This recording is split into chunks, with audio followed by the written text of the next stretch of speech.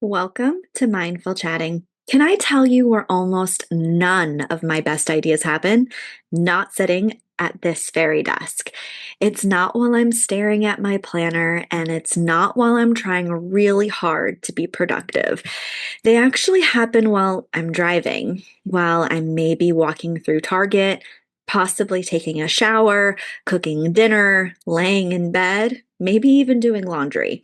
Basically, at the absolute worst possible time to have them. And if you have ADHD like me, I bet you know exactly what I'm talking about. Because ideas don't arrive when it's convenient, they arrive when your brain finally has enough space to make connections for yourself. But the problem is, most of those ideas disappear before we ever really do anything with them.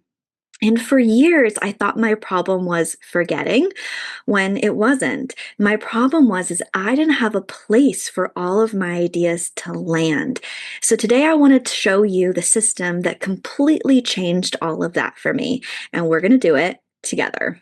Welcome to Mindful Chatting, a podcast where therapy meets real life. I'm Kristen, a therapist, business owner, and a lifelong student of what it means to fully show up in our relationships, in our work, and in our healing.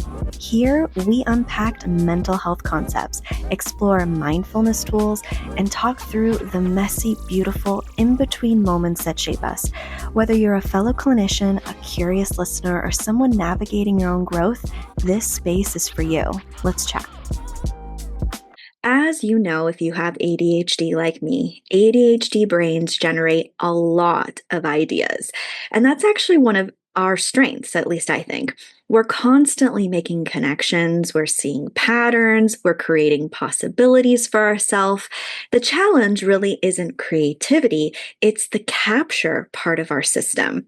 Working memory isn't meant to store dozens of random ideas throughout the day. Yet that's exactly what we're expecting ourselves to do. We tell ourselves, I'll remember it, and then, well, poof, it's gone. Not because it wasn't important, but because another thought came in or another idea. Your brain isn't failing you. You're asking it to do a job it was never designed to do in the first place. So we need to stop treating our brain like a filing cabinet. This realization changed everything for me. My brain isn't where ideas belong. My brain is where my ideas begin and where they're created. Those are very different things and very different systems. The moment I stopped trying to remember everything, my stress went down dramatically because now I have permission to get ideas out of my head as long as they land somewhere safe that I can use them later. So, I want to tell you my story about how I created this idea of a capture system. And here's the thing is I do a lot of commuting, and up in my part of my life right now, I'm about to start an internship to end my PsyD of my graduate school. But guess what? I'm going to have to drive an hour and 15 minutes there and back. That's a lot of driving. And I spend a lot of time in the car by myself. And I realized my commute wasn't really wasted time, even though for the longest time I did believe that. I was like, what am I going to do with all of this extra time that I have?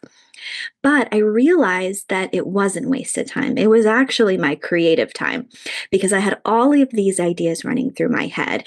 And what frustrated me the most is that by the time I got to my destination, all of those wonderful creative ideas were gone and just lost into the void of oblivion until maybe I got into the car again and go, oh, yeah, I thought I was going to do something like that.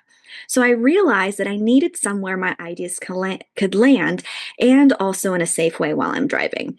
So I started to use AI, specifically ChatGPT, and not typing, obviously, but talking into it in a talk to text type of way, almost like brainstorming with another person.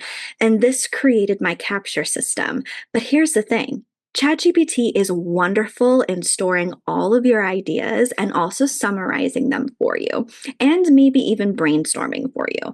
But the problem is by the time I got to my destination, I had to look through long amounts of information to find maybe the one idea or nugget that I was really looking for.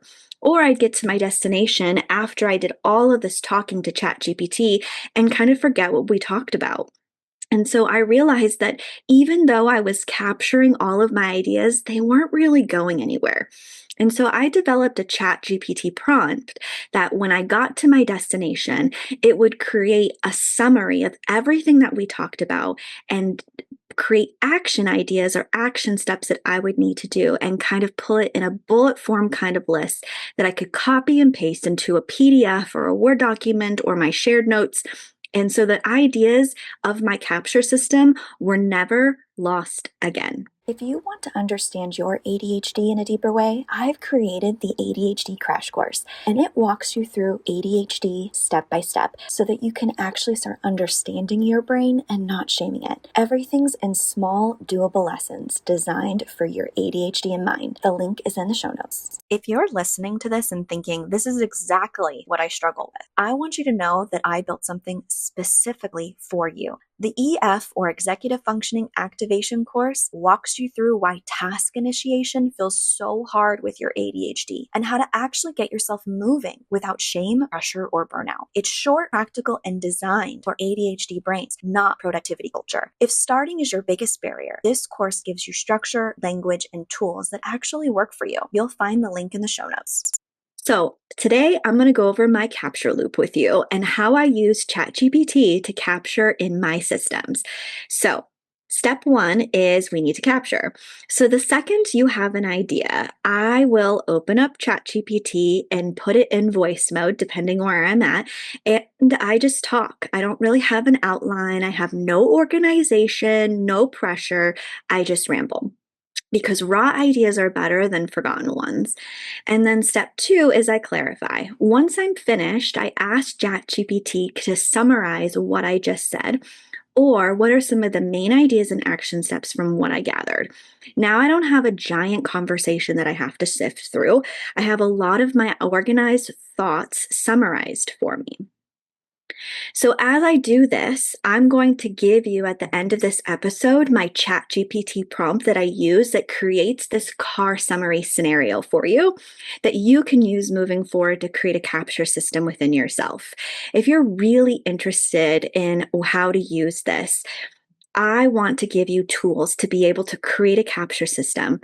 And I go over all of my capture system ideas and different techniques and tricks and things specifically for people with ADHD in my ADHD planning stat course. And that's in the show notes if you're looking for more information on expanding this capture system for yourself and also using the 4C method when it comes to planning for ADHD. But let's keep going. Step three is categorizing. So after you have this beautiful car summary from ChatGPT, and let's say you move it into a shared notes folder, now I want you to ask, which area does this belong to? And this is also part of this capture system and categorizing things that I use in my ADHD planning stat course of where does this go? Does this go into podcast episode? Do this goes into a future course for me? Is this personal and something that I want to apply to my personal life? Is it another blog idea? Is it part of my business and my private practice? Is it a book idea? Is it more content? Is it about family issues? Is it about something for my home? Everything gets a home. And I think that's what's very important is you're not just throwing it into a shared note that dies. You are categorizing this later or right afterwards of where do all these ideas and these action steps go? Do they need to go into a reminder app? Do they need to be delegated to somebody else? You're kind of categorizing where this capture stuff goes. And then step four, connect. And this is my favorite part. I ask, what else does this connect to?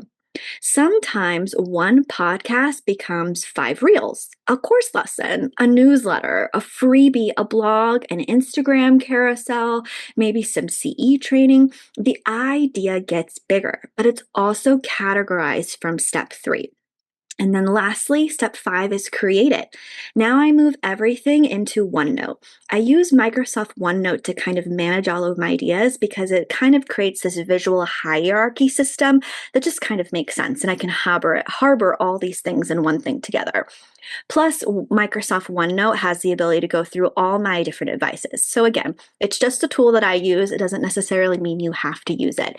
But step 5 is about moving all of your content and your capture and your connection into something that is actually usable and actionable for you. And because OneNote is kind of this long-term library for me, ChatGPT helps me think. OneNote helps me organize all this stuff. But together, they become the second brain for me so that my working memory and my brain can be more present for my actual life. Okay, quick pause. Because you've ever found yourself rewinding this episode like 3 times because your brain just drifted, this is for you. I hear this all the time. I can focus, just not when I actually need to. And that's exactly what the focus course is about. Because here's the truth. ADHD isn't a lack of attention, it's a regulation issue, which is why some days you're locked in for hours and other days you're rereading the same sentence wondering what just happened. So inside my executive functioning focus course, I break this down in a way that actually makes sense for you. We go through how your attention works in your brain, your specific focus patterns, why you get distracted externally and internally, and how to actually build a system that helps you stay on track and come back when you drift. Because the goal isn't perfect focus, it's knowing how to return without spiraling. So if you're tired of blaming yourself and you just want something that actually works with your brain, I'll link the focus course in the show notes. All right, let's get back to this episode. One of my favorite things about this capture system is that I no longer panic when I have an idea. I don't think I have to remember this or I need to write this down somewhere. I know exactly where this belongs. That has been incredibly freeing for me, especially with my ADHD. And here's the important part. This isn't about ChatGPT. You could use voice memos, a notebook, Apple Notes, really any AI program. The tool isn't the point for this. The system and how you capture your thoughts and how you move those forward is really the goal of this episode. Give your ideas somewhere safe to live because your brain trusts that ideas won't disappear and then it stops working so hard to hold on to them. So this week, don't try to remember your next great idea. I want you to start using a capture system for yourself. I want you to talk it out. I want you to start organizing it and give it a home so that it can actually bloom into something that you've been thinking about for quite some time. Then I want you to notice how much lighter you feel now that you know that your attention and your energy is being brought to something else in your life. If you remember one thing from today's episode, remember this. Your brain is not a storage unit. It's a creativity engine. Its job isn't to remember everything. Its job is to make connections, to build and create ideas. You need to build a system that honors that. Capture first, organize later. And I think you'll be amazed by how many incredible ideas you've been carrying around all along that just needed a home. So if you're interested in that ChatGPT prompt that I was talking about in the middle of this episode, follow the link in the show notes and I'll give it to you for free. And as always, be gentle with your mind. One more thing before you go, and this helps me personally, staying present and grounded, which we all need, especially when your brain wants to spiral into disconnection. Me too. It's Brain FM. It's musically designed to help ADHD brains, well, really anyone's brain, focus, relax, or sleep, and I use it almost daily. If you want to try it, I've dropped my link in the show notes. And if you're looking for planning tools or ADHD-friendly resources, I'll keep a list of my favorite links in every episode.